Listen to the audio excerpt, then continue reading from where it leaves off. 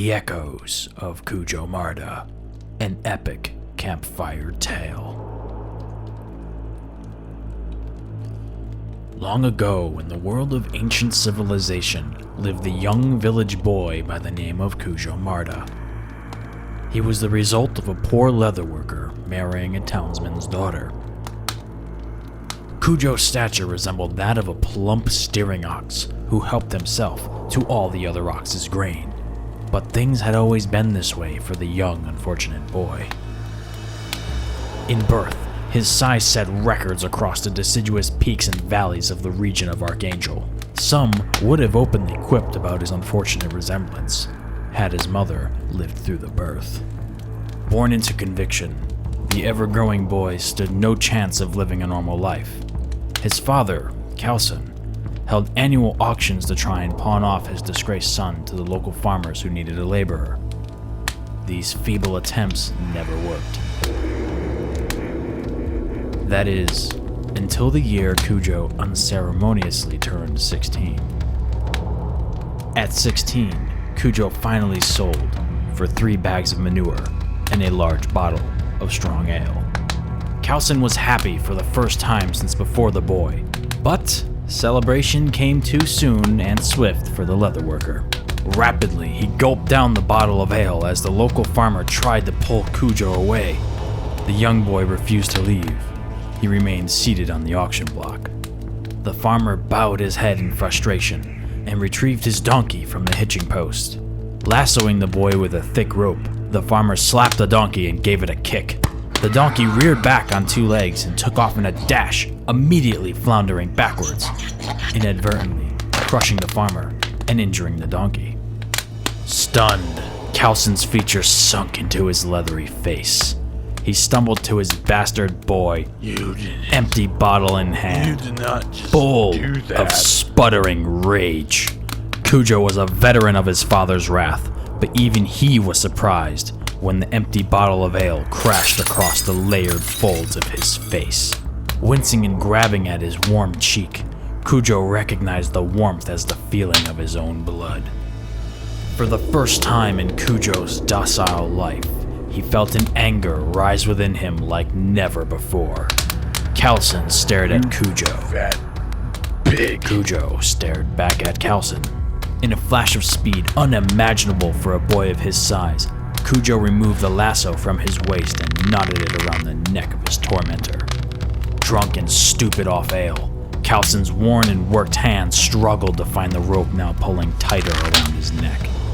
The world grew dark and retreated away from Khalsan as he slumped to the ground, dead by his own son's hands. Picking shards of glass from his cheek, Kugoh took one final look at his tormentor's corpse laying across the soggy ground. With both hands, Kugoh grabbed the bruised neck of his father and the distorted body of the farmer, the body of whom's mangled innards sloshed like gravy, and drugged them into his home. The giant stumbled in and threw the 2 bodies next to the rumbling fireplace, next to which hung an aging drawing of his late mother. He ripped down the drawing and placed it into his pant pocket. Moving as fast as he was able, he went outside and retrieved the biggest oxen, a large bushel of hay, and an oil lamp. He walked into his home, bushel and lamp in hand. When he returned to his oxen, his childhood home erupted in heat and flame.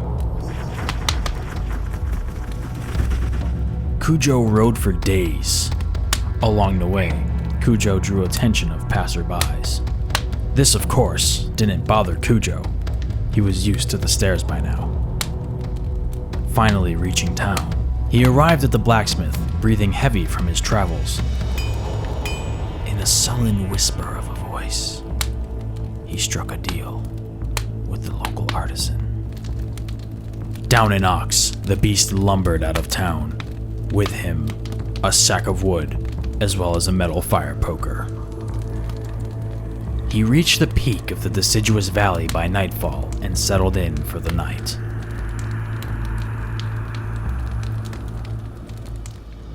Dizzy, confused, and dazed, he built a strong fire with what little strength he had left. Soaking in his own blood, he rolled the metal poker into the fire. Kugoh watched it intently as it began to glow. Glow. Glow. Carefully, Kugoh removed the poker from the flame. He held his breath and pressed the red, hot steel to his face.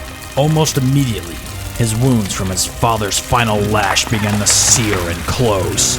Steam rose from beneath the rod, and his flesh crinkled, popped, and cracked beneath the rod. Finally, the pain was too much to bear. Screaming in a howling crescendo, the boy rose to his feet and spoke to the valleys below.